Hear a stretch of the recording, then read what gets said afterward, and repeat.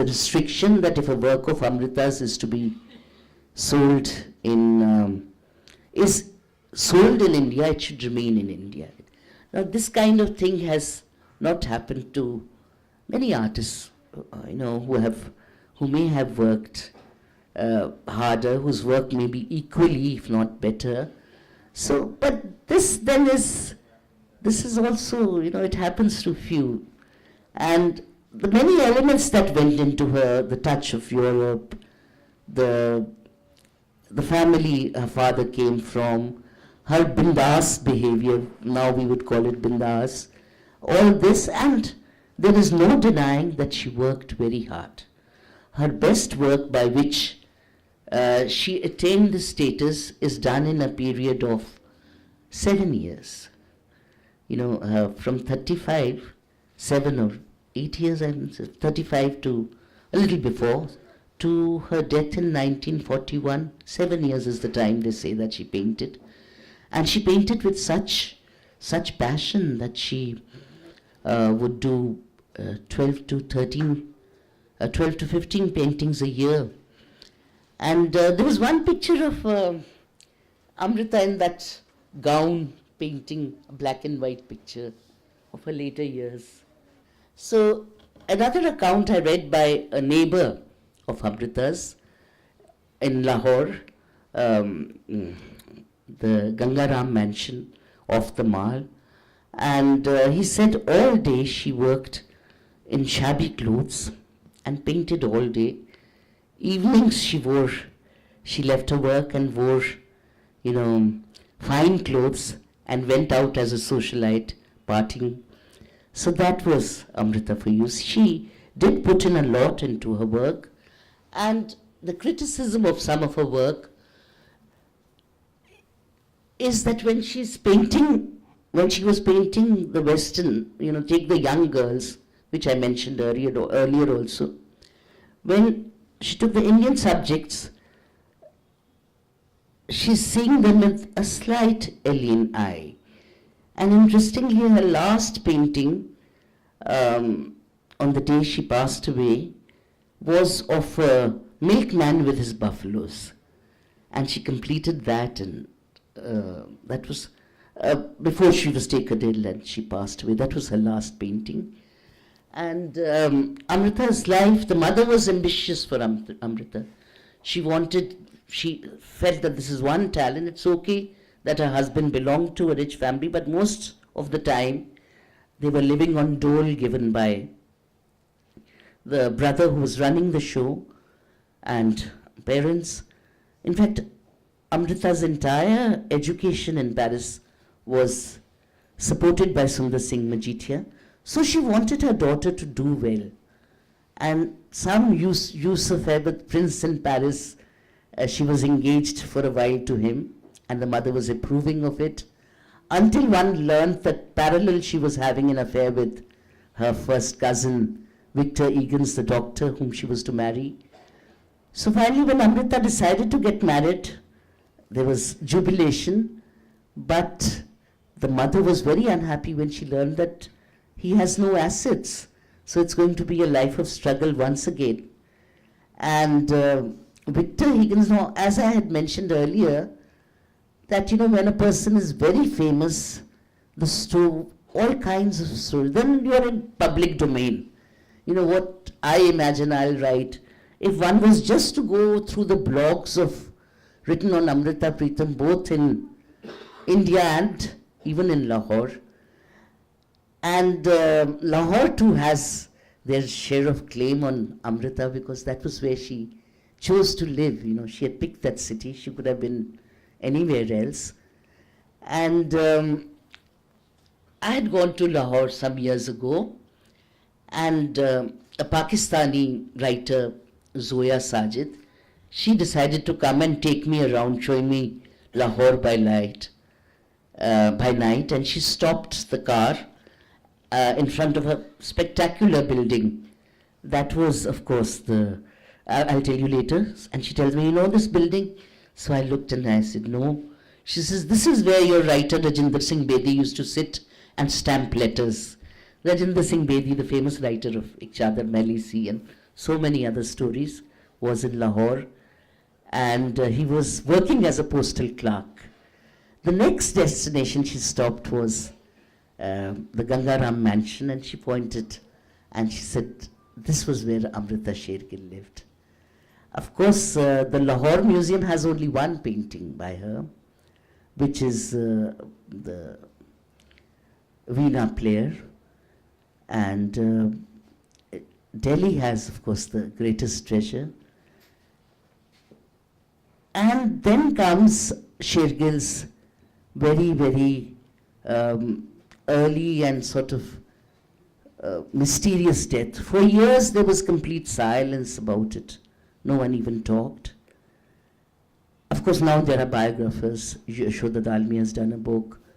Vivan Sundaram has really published whatever was available to him as family, heir.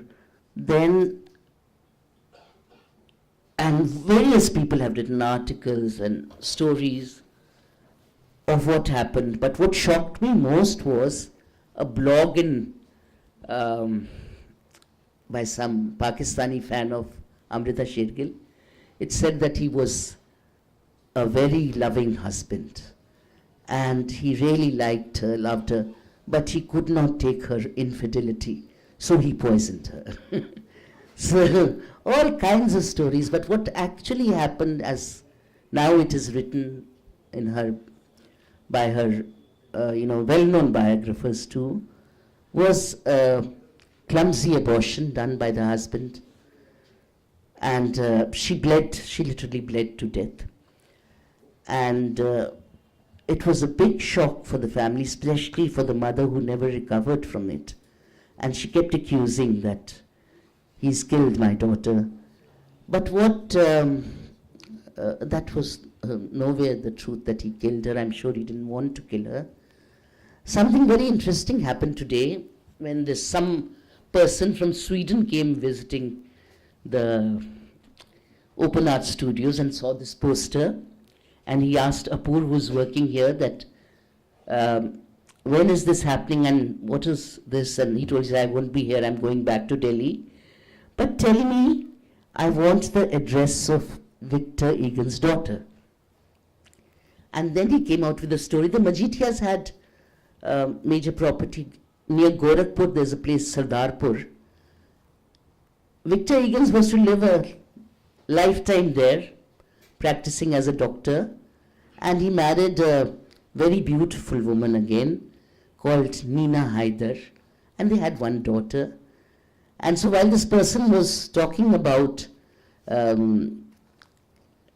Victor Higgins, what a great man he was, and what a nice, gentle soul. And the wife, he said, very beautiful, but a bit of a philanderer. So some men are destined to, have these over-charming wives, live that way.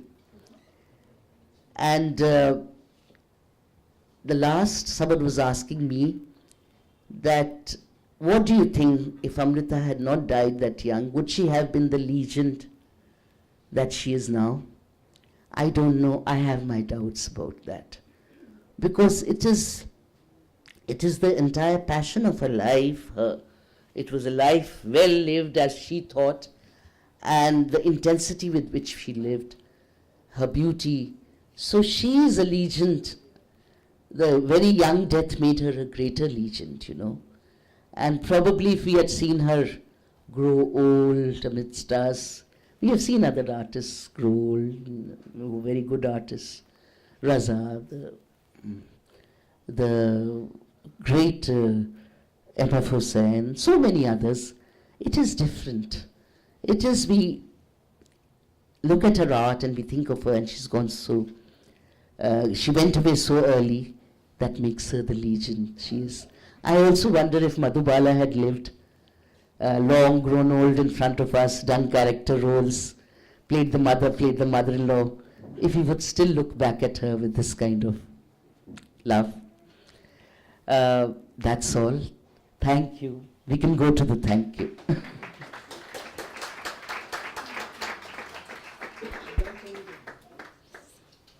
We are open to question answers now. If you would like to ask anything to ma'am, you're free to please ask.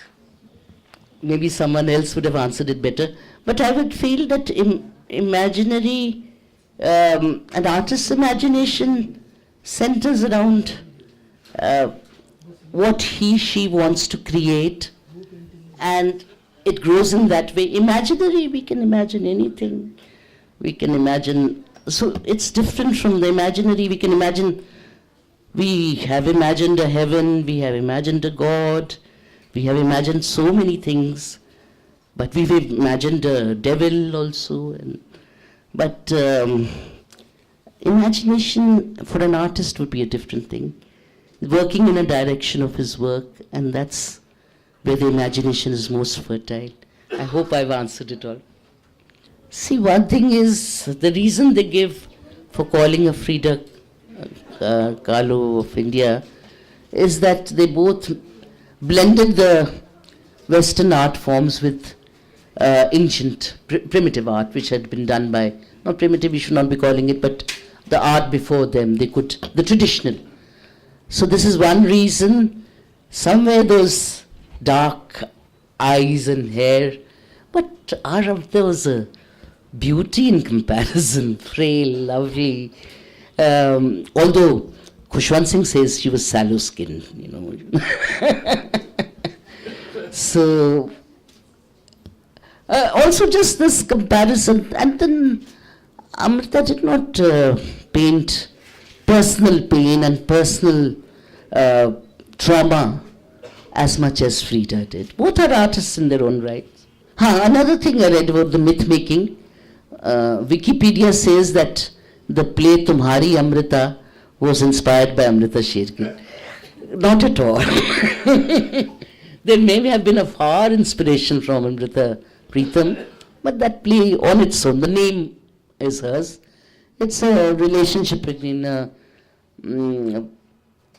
Hindu or Sikh girl and a Hindu girl probably, and a Muslim boy, and the letter exchange. But that's how myths grow, when a person is so much there. Any other query? No, I have not counted like that.